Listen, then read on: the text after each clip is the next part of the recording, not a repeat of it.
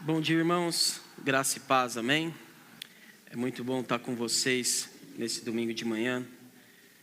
Nós acreditamos que o Senhor tem mais para nós através da sua palavra, amém? Irmãos, gosto de relembrar sempre que aqui na Eclésia, na nossa comunidade, nós sempre tentamos apontar Cristo em tudo que nós fazemos, Por quê? Porque nós acreditamos fielmente que Jesus, Ele é tudo que nós precisamos. Ele é tudo que nos completa. Hoje a mensagem, ela fala mais uma vez do que nós sempre estamos acostumados a falar. E hoje a mensagem chama a nossa pregação. Exposição de 1 Coríntios 1, do 18 ao 31. E, irmãos, um exemplo uma vez que eu ouvi, e muitas pessoas perguntam, será que falar sobre Cristo toda vez não causa uma pregação maçante, uma mensagem maçante, Será que as pessoas não vão enjoar? Será que nós não temos que falar de outra coisa? Mas lembre-se de uma coisa, o que te sustenta, quando você come? Se eu perguntar para você o que você comeu há um mês atrás, você não vai lembrar aqui. Talvez você não lembre nem o que você comeu no domingo passado direito,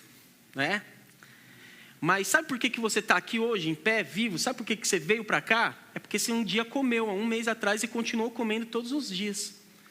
E que tipo de comida que você comeu? Eu imagino que você não comeu um Big Mac todos os dias, você não comeu batata frita, não. Você precisou de comida sólida. Então, às vezes, você nem lembra. Talvez daqui a um mês você nem vai lembrar do que eu falei. Só que eu tenho certeza que você vai continuar firme em Cristo, porque um dia a pregação da cruz foi pregada para você. Vocês entendem isso? Então, irmãos, primeira coisa que eu queria falar é que lá em Colossenses 3,16 fala assim: habite ricamente em vós a palavra de quem? De quem? De Cristo. E Paulo, ele está falando aqui e ele dá uma entonação. Você pode ver que está entre vírgulas. Habite o quê? Ricamente. Então não é pouco. Quem é rico tem o quê? Tem abundância. Então quando se fala sobre a palavra de Cristo no meio de uma comunidade, ela deve ser rica. Deve ter muita palavra de Jesus para você. E aí Paulo fala: habite ricamente em vós a palavra de Cristo. Instruir-vos e aconselhai-vos mutualmente em toda sabedoria. Quando ele fala para nós nos sermos instruídos e aconselhados, fala da palavra de Cristo. O que isso quer dizer? Todos nós, como cristãos, devemos ter uma palavra de Cristo todos os dias. A fim de quê? A fim de você conseguir instruir e aconselhar uns aos outros. Os irmãos estão entendendo o que eu estou falando? Então, irmãos, a palavra de Cristo não deve ser ouvida somente no domingo, quando você vai na igreja, no culto, na comunidade. A palavra de Cristo, ela não deve ser somente quando você faz o seu devocional em casa. A palavra de Cristo deve estar inserida em vós. Ela deve habitar em nós. Porque Paulo fala que ela, ali no começo, que ela deve o quê? Habitar. E o que é habitar? É permanecer. Você sai daqui, a palavra de Cristo vai com você. Você chega na sua casa, você chega no seu trabalho, você chega nos seus estudos, aonde quer que você vá. Se você for no centro comprar alguma coisa, a palavra de Cristo, ela habitou em você. Por isso que aonde você vai, você leva a palavra de Cristo com você. A fim de quê? Instruir, aconselhar. E aí depois ele fala: sempre louvando a Deus, com salmos, com hinos, com cânticos espirituais, com gratidão em vosso coração. Amém? Irmãos, para você louvar a Deus, com salmos, com hinos, com cânticos espirituais, andar com o coração grato, que essa gratidão está em nosso coração. Isso só é possível com aquele começo que nós lemos: se a palavra de Cristo está habitando em nós. Quanto mais palavra de Cristo nós temos, mais agradecidos nós somos. Por quê? Porque mais nós entendemos que nós não merecemos nada, mas Cristo nos deu tudo. Amém? E eu queria também ler para vocês esse versículo aqui. João 14,6 fala assim: respondeu-lhe Jesus: eu sou o quê? O caminho e a verdade e a vida. Ninguém vem ao Pai senão por mim. Quando Jesus fala que ele é o caminho, a verdade e a vida, existem muitas interpretações, mas eu gosto de uma delas, que fala sobre o quê? Naquela época de Jesus, haviam 3 povos que eles eram a potência do mundo, dali de onde eles viviam. Primeiramente eram os romanos, eles dominavam praticamente todo mundo ali, né? E depois eram os gregos, que dominavam toda a sabedoria daquele tempo, todos os estudos. Os gregos, inclusive a língua que eles falavam era o grego koiné, né? Então a cultura grega, ela tinha invadido todo o império também. E o judeu, que era especificamente daquela região que Jesus estava ali, era muito forte, né? O judaísmo. E olha que interessante, os romanos, alguém já viu esse ditado? Todos os caminhos levam a Roma. Alguém já viu? Por que existe esse ditado? Porque os romanos, eles foram responsáveis por fazer estradas. Uma das coisas mais fortes do Império Romano foi que eles construíram estradas para livre comércio, para diversas coisas. Então, os romanos eram responsáveis eles eram conhecidos por fazer os caminhos. Então, o romano, ele buscava um caminho, uma forma de chegar a novos lugares. Já os gregos, eles procuravam o quê? Eles procuravam uma verdade. Toda a mitologia grega, todo o estudo grego, se você estudar um pouquinho, você vai ver que o grego, ele sempre buscou sabedoria. E quem busca sabedoria, ele busca o quê? Uma verdade das coisas. Ele busca o princípio, se aquilo é verdade, se aquilo é mentira. Então os gregos, eles buscavam uma verdade. E a vida, o judeu, ele sempre buscava vida. A religião do judeu buscava o quê? Ter uma vida depois. Por isso que Jesus, quando ele usa as analogias com a mulher samaritana, você vê que ele vai falar muito de vida. Que a água que jorra é para quê? É para a vida. A água que ele dá, e se ela beber, ela vai ter o quê? A vida eterna. Uma das coisas e dos assuntos que Jesus mais fala é sobre vida. Então, o judeu, ele buscava a vida. O que aqueles povos mais precisavam, o que o mundo mais precisava, naquele contexto, Jesus falou: o que vocês mais procuram, eu sou a solução. Então, não mudou nos dias de hoje. O que o mundo procura, e a pergunta de hoje é: o que o mundo procura? Você pode responder isso pensando um pouco. O que o mundo procura, meus irmãos? O mundo procura paz. O mundo procura cura. O mundo procura confiança. O mundo procura amor. Essas respostas o mundo vai encontrar em quem? Em Cristo. Porque Jesus falou: eu sou o caminho, a verdade e a vida. E o mundo procura um caminho para Deus. Eu estava pesquisando essa semana as 5 maiores religiões do mundo. Na verdade, eu procurei as 10, depois eu procurei as 5. E das religiões que a gente mais conhece, das 5, a primeira é o cristianismo, tá bom? A segunda mais conhecida é o islamismo. Depois, nós temos algumas religiões como o hinduísmo, terceira. Nós também temos o espiritismo, que é uma religião muito conhecida no mundo. E nós também temos judaísmo. Então, existem outras religiões que são muito conhecidas, mas eu quero destacar essa, porque essa fala de alguma coisa muito especial para nós. E eu comecei a pesquisar como cada religião via Deus. E quando você pesquisa, no hinduísmo, no judaísmo, no islamismo, no cristianismo, quando você pesquisa, inclusive no espiritismo, sobre Deus, você vai perceber que é muito parecida as convicções de Deus. A visão de Deus é muito parecida de cada religião. Por quê? Porque o mundo, ele aceita Deus. Você nunca viu ninguém falar assim: não, o importante é seguir Deus do seu jeito, do meu jeito. Já viu gente falar assim? O importante é você seguir Deus da sua forma. Eu sigo da minha, está tudo certo. Não vamos discutir, não. Realmente, nós não temos que discutir por causa de religião. Mas na mentalidade de quem não conhece Jesus, eles acreditam que todos nós buscamos o mesmo Deus, de qualquer religião. Inclusive o hinduísmo, né, eles têm muitos deuses. É uma religião politeísta, né, que tem muitos deuses. Mas, quando você vai ver o que eles pensam de Jesus, aí é outra história. Por quê? Porque o Deus que nós cremos, eles também aceitam. O Deus criador, eles acreditam que tem um criador. Um Deus onipotente, eles também acreditam que Deus é todo poderoso. Eles acreditam nisso. Mas quando você fala sobre Jesus, o Filho de Deus e Salvador, aí você vai ver grandes diferenças nas religiões. Que tipo de diferença? Por exemplo, para o Espiritismo, Jesus era um ser feito completo, que não tinha defeitos, né? Ele realmente tinha uma espiritualidade muito grande, mas não acredita-se que ele era o Filho de Deus. Se você pegar o hinduísmo, eles vão acreditar, inclusive existe um Deus deles, que é muito parecido com Jesus, e eles acreditam que Jesus é Deus, mas é mais um Deus de todos que eles podem adorar.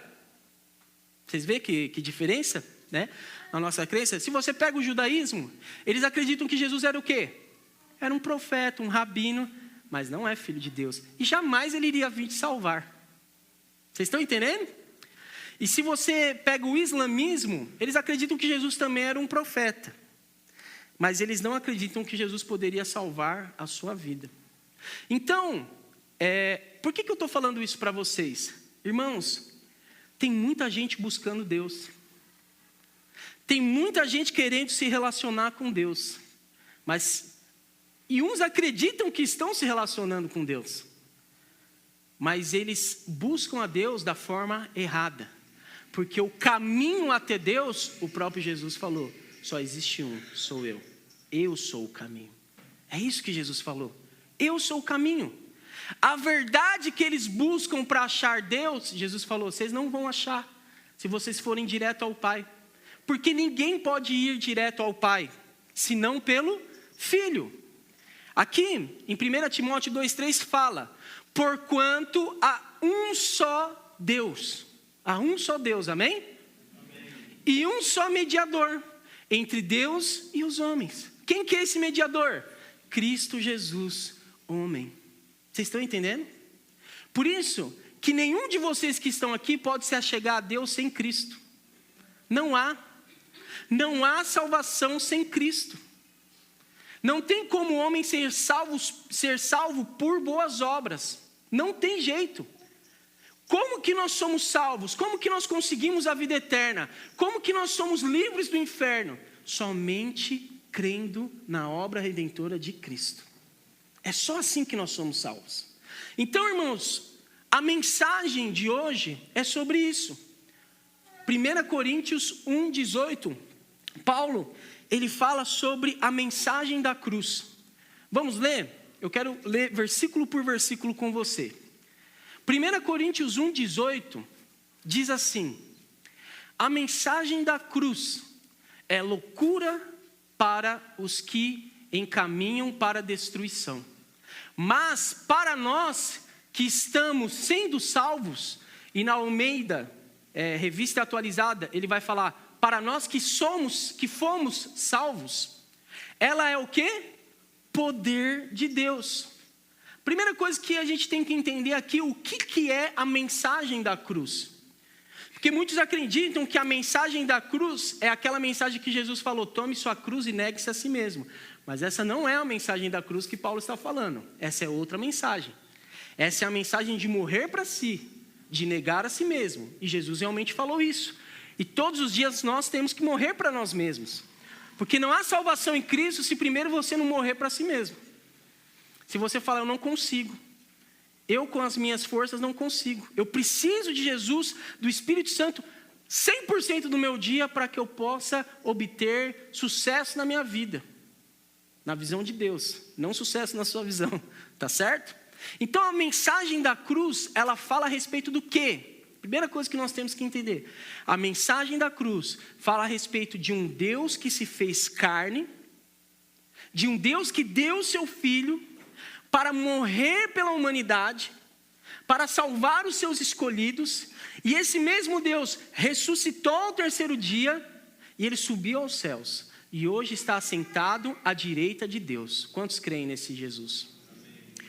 Essa é a mensagem da cruz, que esse Jesus, ele morreu pelos seus pecados, não que você precise pagar pelos seus pecados, mas que esse Jesus já pagou pelos seus pecados. Essa é a mensagem da cruz. E por ele ter pagado os seus pecados, e o pecado, no Novo Testamento, ele também tem o significado de escrito de dívida. O que é o escrito de dívida? Antigamente você devia para Deus. Antigamente você estava em débito. Preste atenção, não dá para ir para o céu devendo para Deus. Seu nome estava no SPC, no Serasa espiritual, celestial. Não tem como entrar no céu devendo para Deus. Mas Jesus paga os seus pecados. E agora você tem total acesso ao Santo dos Santos. Agora você pode ser salvo. Agora você pode ter relacionamento com Deus. O que você precisou fazer para que a mensagem da cruz fosse realidade na sua vida? Você teve que dar dízimo? Você teve? Você teve que fazer um questionário falando todos os seus pecados e renunciando todos os seus pecados? Não. O que você teve que fazer? Só crer. Eu creio. Por isso que a salvação é pela fé, não por obras. Vocês estão entendendo? O cristianismo é tão poderoso que nenhuma religião é igual. Porque toda religião, você tem que fazer alguma coisa para ser salvo. Ou você tem que ser bom, ou você tem que fazer algum tipo de sacrifício na sua vida para obter a salvação. E algumas é capaz de você até comprar a sua salvação, porque já foi assim, né? Você comprava a sua salvação, o seu lugar no céu. Mas no cristianismo, você só precisa fazer uma coisa: crer. Crer. Receber a fé do Espírito Santo e crer. É só isso que eu preciso fazer. Aí Paulo fala o seguinte: essa mensagem da cruz, o que ela é? Ela é loucura. Loucura. Ele continua falando assim: como dizem as Escrituras, destruirei a sabedoria dos sábios e rejeitarei a inteligência dos inteligentes. Diante disso, onde ficam os sábios? Onde ficam os eruditos e os argumentadores dessa terra? A palavra diz: Deus fez a sabedoria deste mundo parecer o quê? Loucura. Por que é loucura essa pregação? Por que essa pregação, ela parece, Paulo chama que ela é insana? Sabe por quê, irmãos? Porque você, desde o começo da sua vida, você aprendeu que para você conseguir alguma coisa na vida, você vai ter que se esforçar. Desde o começo da sua vida, você recebeu o presente se você fosse bom, porque se você desobedecesse, você era castigado. E porque nós fazemos isso, porque nós não somos plenos, temos que educar nossos filhos da forma correta, nós pensamos que Deus, na sua salvação, também age assim conosco. E você só vai ser salvo se você se comportar bem. Você só vai ser salvo se você não pecar mais, porque no dia que você pecar, você vai para o inferno. E aí o crente fica com aquela luta na sua mente, né? Um dia eu vou para o inferno, um dia eu vou para o céu. Um dia eu vou para o inferno, eu preciso sempre analisar minha vida para saber: será que eu vou para o céu? Será que eu vou para o inferno? Será que Deus vai me castigar? Será que eu sou abençoado? Mas quando você entende que não tem nada a ver com você e nada a ver com aquilo que você fez, mas sim com o que Cristo fez na cruz por você, aí você começa a entender: a mensagem da cruz realmente é uma loucura, porque eu não mereço nada, mas Ele me deu tudo. E aí você vai falar isso para alguém. Você vai falar para a pessoa: para você ir para o céu só precisa crer. Como assim? Eu ir para o céu?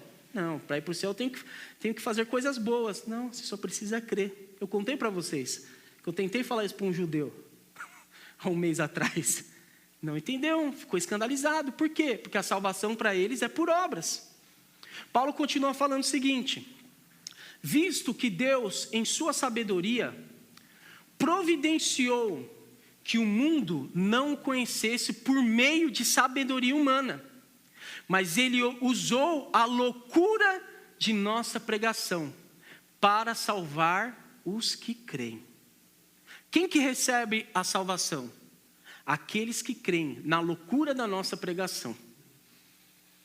Paulo está falando que o que você prega é louco mesmo. Parece loucura, mas você não deve deixar de pregar isso. Por quê? Porque o mundo hoje busca sabedoria humana. Irmãos, eu nunca vi tanto seminário coach que nem hoje. Estou até usando o microfone de coach aqui. Eu nunca vi tanto seminário coach. Eu nunca vi tanto workshop que as pessoas procuram. Procuram o quê? Procuram formas de ganhar mais dinheiro, formas de fazer mais sucesso, formas de deixar sua rede social cada vez maior, com mais seguidores. Eu nunca vi uma época, nós nunca vivemos algo parecido em toda a história da humanidade. E o mundo procura o quê? Sabedoria humana. E as pessoas vêm para uma comunidade, vão para o meio de um culto, e o que eles esperam? Eles esperam ver um coach pregando para eles agora. E às vezes você está falando de Jesus, e a pessoa falando, Jesus eu já conheci, Jesus eu já ouvi lá no começo. Quero saber, pastor, dos passos. E aí, como que faz para mim ter sucesso? Quero mais dinheiro, pastor. Pastor, por favor. Muita metodologia. As pessoas querem metodologia. Como que eu faço para salvar meu casamento, pastor? E aí, pastor?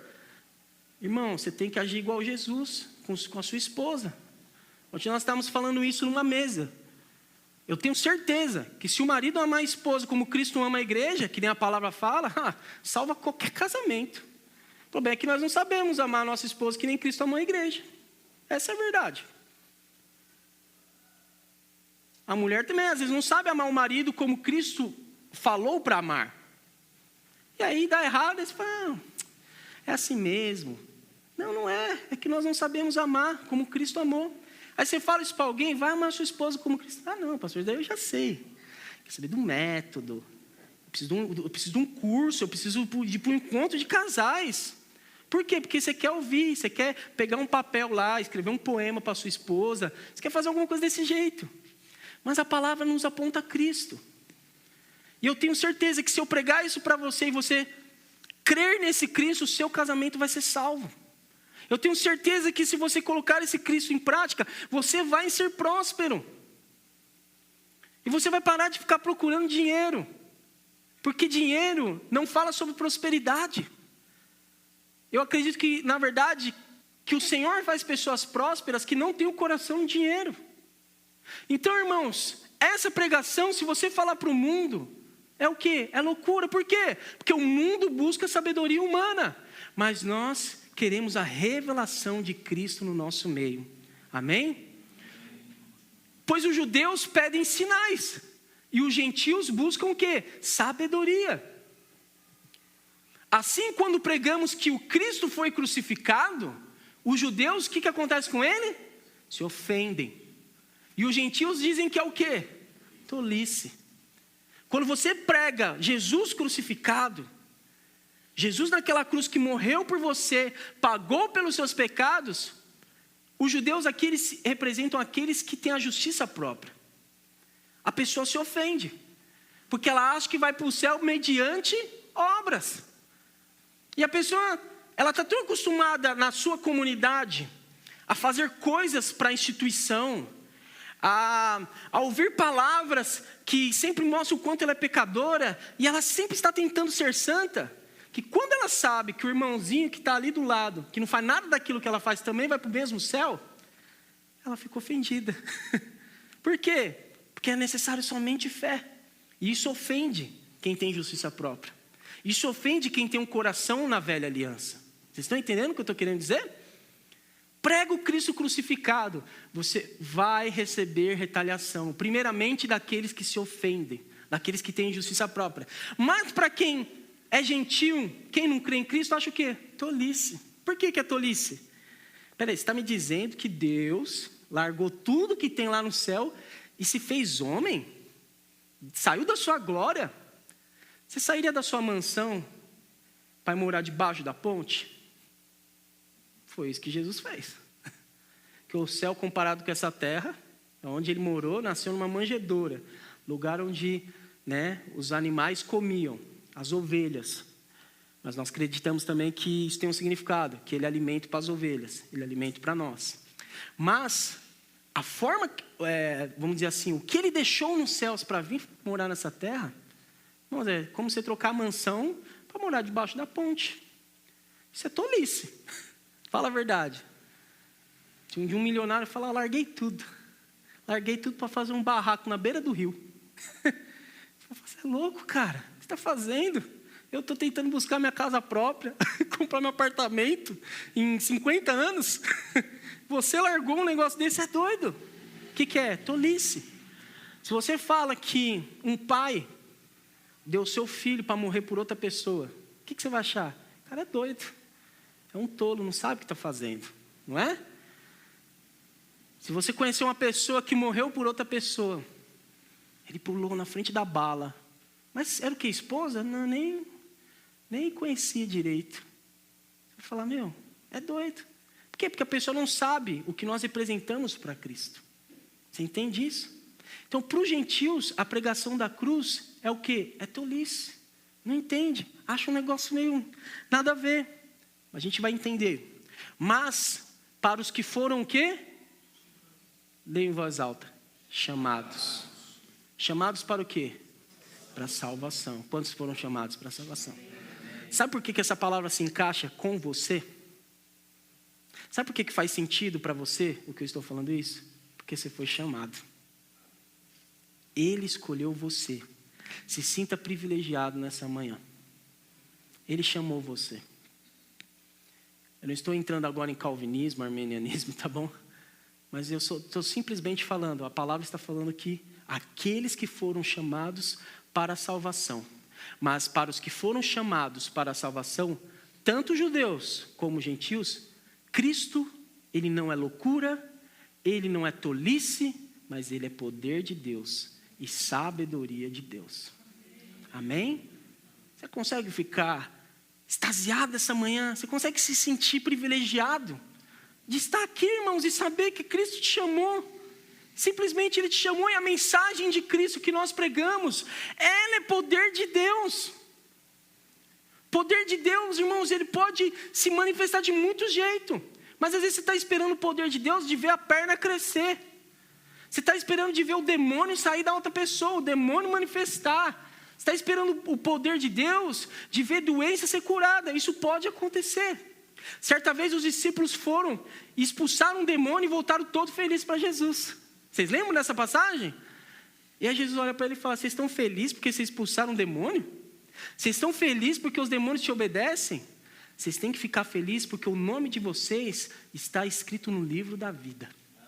É isso que Jesus fala. Essa mensagem tem que trazer felicidade para nós todos os dias. Essa mensagem é poder de Deus na sua vida. Essa mensagem é poder de Deus para salvar o seu casamento. Essa mensagem é poder de Deus para salvar a sua vida financeira. Essa mensagem é poder de Deus para salvar a sua saúde. É essa mensagem. Não é outra mensagem que nós procuramos. É essa. Essa mensagem é a sabedoria de Deus. Não espere sabedoria humana. Não fique buscando sabedoria humana. O pastor que tem um manto mais ungido. O pastor que tem os estudos. Irmãos, às vezes tem um pastor que estudou muito, mas fala pouco de Cristo. Eu fico feliz quando eu vejo um pastor que estudou muito e continua falando de Cristo. Pega um Rodrigo Silva da vida. O cara é um mestre e fala de Cristo. Um pastor Aloísio é um mestre, fala de Cristo. Poderia falar outros aqui para você. Mas o problema é quando o cara estuda muito e fala sobre coisas que ninguém entende. É difícil de você entender. Ou fala muito sobre si. A palavra fala assim, pois a loucura de Deus é mais sábia que a sabedoria humana.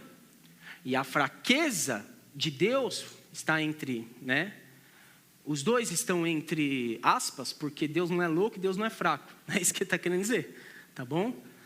Mas é que a loucura da pregação e a fraqueza daqueles que pregam é mais forte que a força humana. Olha que coisa interessante. Por quê? Porque Deus, Ele escolhe que tipo de pessoa para levar essa mensagem. Não foi os eruditos. Deus não escolheu pessoas que se achavam muito na sociedade. Mas Paulo fala, lembre-se, irmãos, de que pouco de vocês eram sábios aos olhos do mundo, ou poderosos, ou ricos, quando foram chamados. Pelo contrário, Deus escolheu que o mundo considera loucura para envergonhar os sábios. Assim como escolheu as coisas fracas para envergonhar os poderosos. E eu estou aqui essa manhã para falar, eu sou o mais improvável de estar aqui, irmãos, pregando isso para você. E você também é o mais improvável, mas o Senhor te escolheu para levar essa mensagem. Quer falar, Neto? Por favor. Só se for no microfone para ir para o YouTube. O Manuel falou, esqueci de dar para o Manuel. Por favor. A respeito de poder de Deus que está em nós, a gente expressa isso. Sim. Nas minhas folgas eu estou fazendo também, né, corrida com o aplicativo. Sim. E aí essa semana eu peguei um rapaz, ele estava saindo de um futebol, né? Ele falou, cara, corre que eu preciso ir para casa porque eu vim para o futebol sem minha esposa saber, né? Aí eu falei, eita, aí a gente pegou um trânsito, aí ele começou a conversar comigo, né? Ele começou a se abrir. E assim, em questão de minutos, ele já começou a falar de intimidade, falando que ele estava com problema no casamento, recém-casado, com filho, enfim, ele começou a expor... Quem é motorista de aplicativo é quase um psicólogo, né, Neto? Exatamente, e começou a expor tal. E aí eu tive a oportunidade de falar de Jesus para ele. Né? E eu comecei a pregar um pouco, comecei a falar a respeito de Jesus e contar alguns testemunhos. E no final da corrida ele falou, cara, eu vim pensando o que eu ia fazer para poder melhorar meu casamento, o que eu podia fazer e tal... Porque ele, dentro da sabedoria dele, ele estava procurando uma resposta para o casamento naquele dia. Sim. E ele falou, mas depois que você falou comigo, hoje eu entendo o que eu preciso fazer para o meu casamento. Aleluia, glória a Deus. Então, assim, de fato é isso que você falou. É loucura para eles quando a gente começa a falar, mas de fato, quando a gente começa a pregar Jesus, essa loucura começa a virar poder de Deus na vida também. E ele conseguiu entender, de fato, o que estava acontecendo, né? E ali Jesus falou para mim, cara, você... É meu filho, mas você é a expressão do meu poder, onde você for, né? Amém. Isso é ser igreja. É onde nós estivermos. Eu estou dentro de um carro, eu estou no trem, onde eu estiver. Se de alguma forma esse poder que está em mim, a gente consegue expressar, isso é ser igreja também. Amém. Glória a Deus. Segura aí o coisa e fica com ele. Se alguém quiser mais falar, irmãos, por favor, tá? Vocês podem falar. Então, irmãos, completando isso que o Neto falou, parece loucura. E quem que Deus escolhe para levar essa mensagem? O cara estava procurando talvez um sacerdote chegar lá, ou ele ir em algum lugar. Deus usou o Neto, motorista de aplicativo como eu, para ser enviado na vida dessa pessoa. Vocês veem? O que é isso? É Deus usando, porque a glória é somente dele, amém? E aí, Deus escolhe as coisas desprezadas do mundo, tidas como insignificantes, mas Ele as usou para reduzir em nada aquilo que o mundo considera importante. E o que o mundo considera importante, para Deus não tem valor. Você olha em Apocalipse, as ruas do céu, é feita do quê? De ouro. Não é que Deus é luxuoso, é que para Deus o ouro Ele usa de asfalto. Você entende? O que é importante para nós, para Deus Ele está usando de asfalto, para você pisar no céu. Mas o que é importante para Deus? Cada vida é importante para Deus. É o que há de mais importante para Ele. Que Ele entregou o único filho para morrer. É pela humanidade. Você entende isso? Mas isso é loucura para o mundo. Porque o mundo está cada vez mais pouco se importando para o próximo, pouco se importando para a família, pouco se importando para os valores. As pessoas estão perdendo valor para o mundo. Se você prestar atenção. Estão perdendo. Mas Deus usa essas coisas que para o mundo não têm valor, para que elas possam levar a mensagem de Cristo. Amém? Portanto, ninguém jamais se orgulhe na presença de Deus. Essa mensagem ela leva nós a entender que realmente eu não sou nada sem Cristo. Você entende que sem Cristo na sua vida você não é nada? Não tem uma virtude, presta atenção no que eu vou falar, não tem uma virtude na sua vida que você consiga se gabar diante de Deus. Não importa, você pode falar bem, você pode ter faculdade, não sei qual que é a sua virtude. Você pode ajudar os pobres, você pode dar sopão todo dia na praça da Bíblia. Pode fazer isso, mas deixa eu dizer, não tem uma virtude que vai impressionar a Deus. É sempre o contrário. É porque Cristo está no seu coração que você tem vontade de fazer as obras. E aí ele fala, então ninguém pode se orgulhar na presença de Deus. Irmãos, nós precisamos entender que hoje, quando você olha, né, uma pregação, ou você olha uma propaganda de um curso, é sempre o quê? É sempre um homem, que agora você tem que mostrar a sua cara. Você já viu essa teoria que tem agora do marketing? Você tem que pôr a sua cara.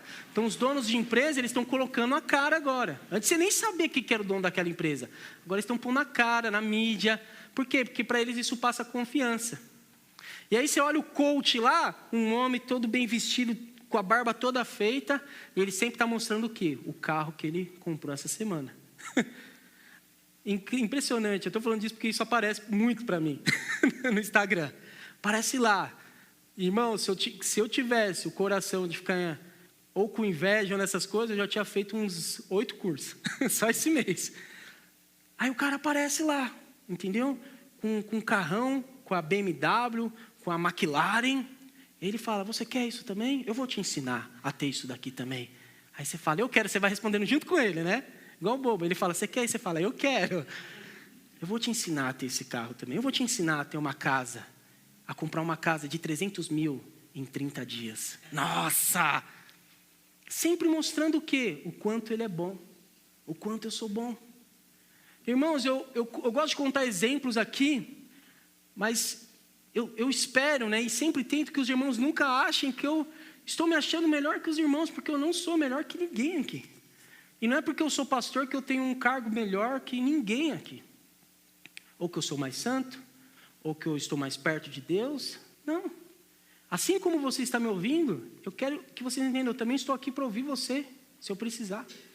Então, essa ideia que nós pegamos, às vezes um pregador que fica falando, irmãos, porque nessa semana eu orei todos os dias e eu me consagrei. Há quantos dias você não se consagra?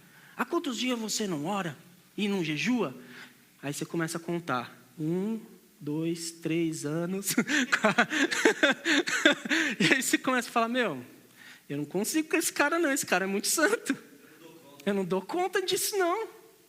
Por quê? Porque a pessoa se mostra tão assim, espiritual, mas não é nem espiritual que eu queria dizer, mas tão acima dos irmãos, que você não consegue chegar nele.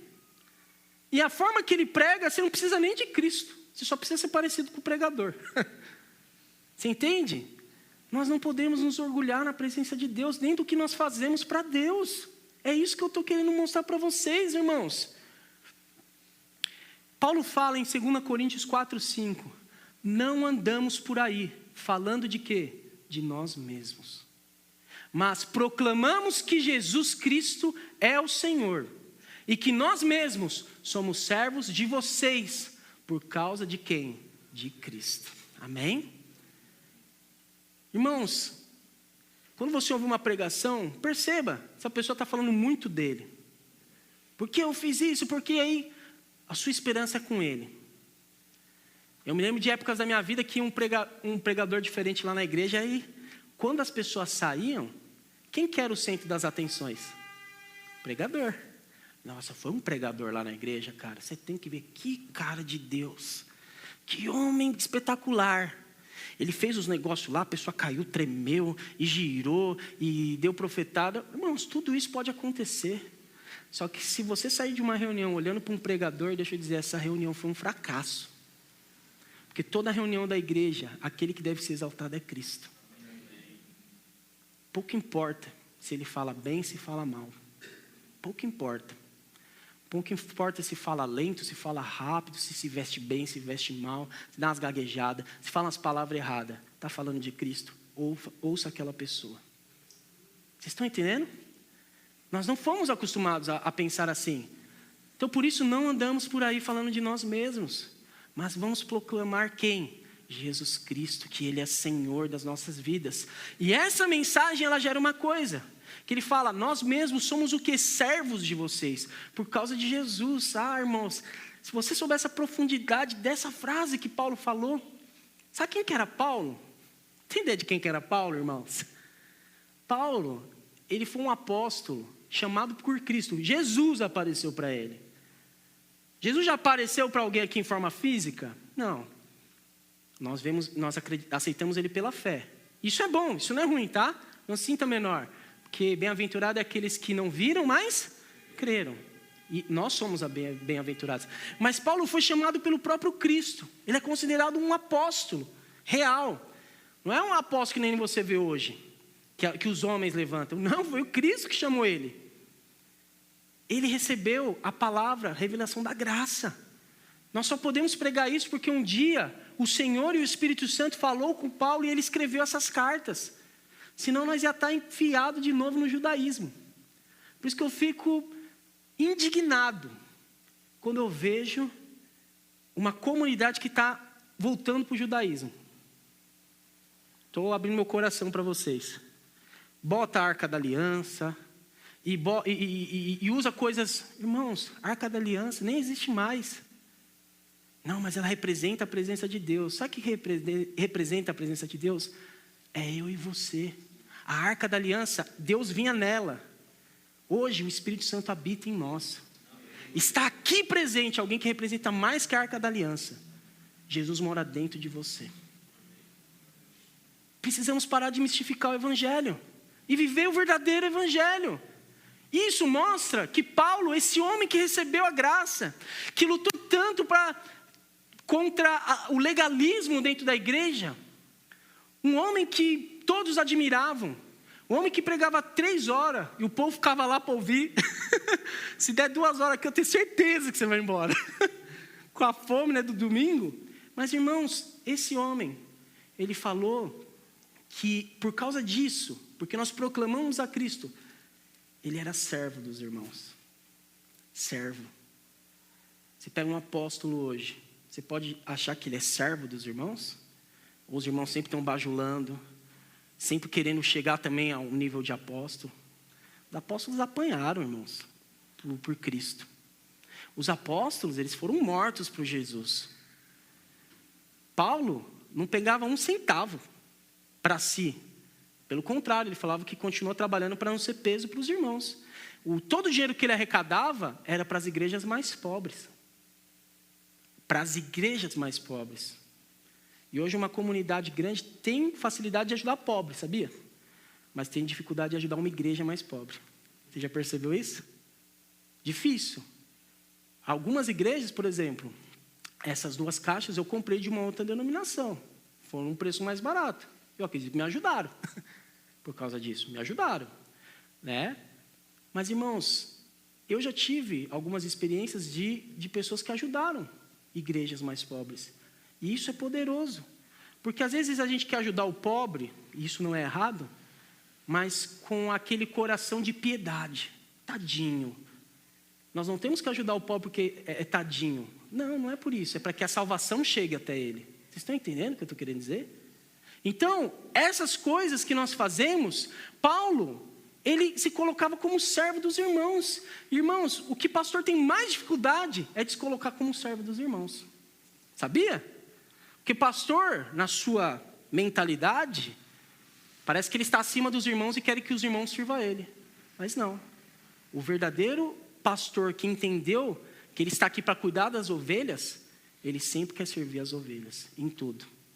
Eu espero ser assim com vocês. Mas não me julguem se um dia eu falhar. Amém? Me ajudem. Uhum. Fala no... Não, mas não passa coisa. Eu falo para falar, irmãos, que é importante. O que vocês falam é importante. Jesus servia com oração, servia repartindo alimentos. Sim. Jesus servia doando a sua vida. Então é o exemplo mesmo de um líder, né? Sim. Servir. Sim, amém. Só segurar o botão que ele desliga aí. Amém. E esse era o Jesus. Então, irmãos, vamos para o final.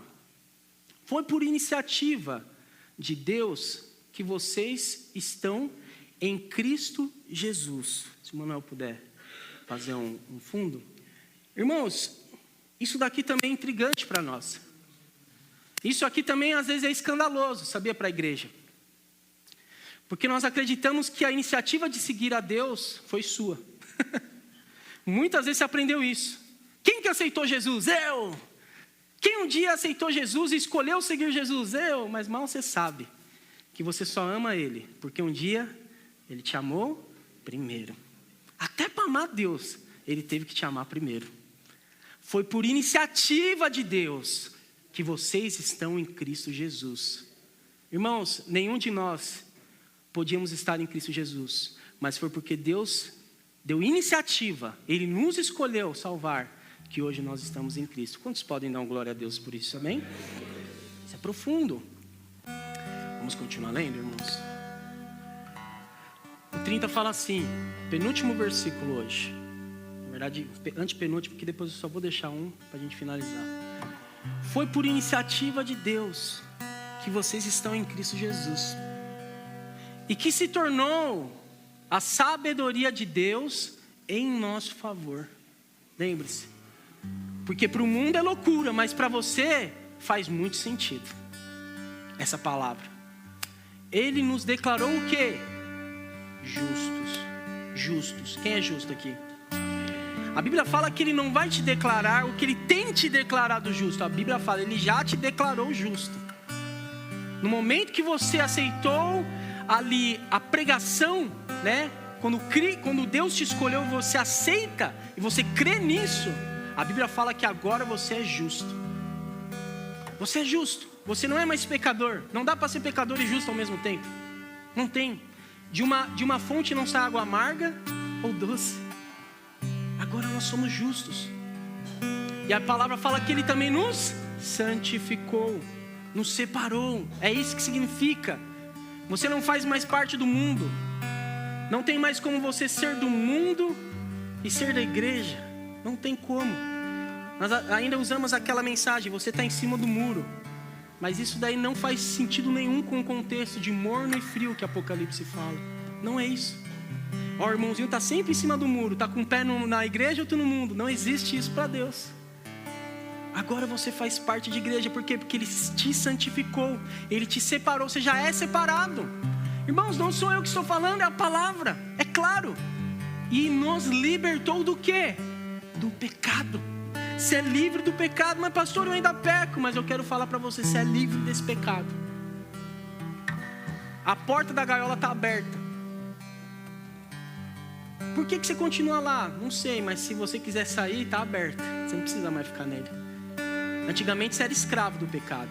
Ele te prendia com grilhões. Você podia tentar sair e não conseguia. Mas hoje Ele te libertou do pecado. Quantos podem dar glória a Deus por isso? Por isso, irmãos, nós não devemos ficar presos no pecado, mas nós devemos ser livres dele. E por último, será que saiu de novo? Deixa eu ver. E por último,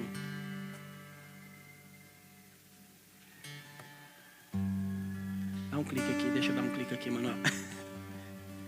Era aí. E por último, diz assim: portanto, como dizem as Escrituras, quem quiser orgulhar-se, orgulhe somente em quem? No Senhor. Amém? Na verdade, eu acredito que esse daí era o último. Eu pensei que eu tinha mais um, mas não tem. Irmãos, quem quiser se orgulhar de alguma coisa, se orgulhe em Cristo.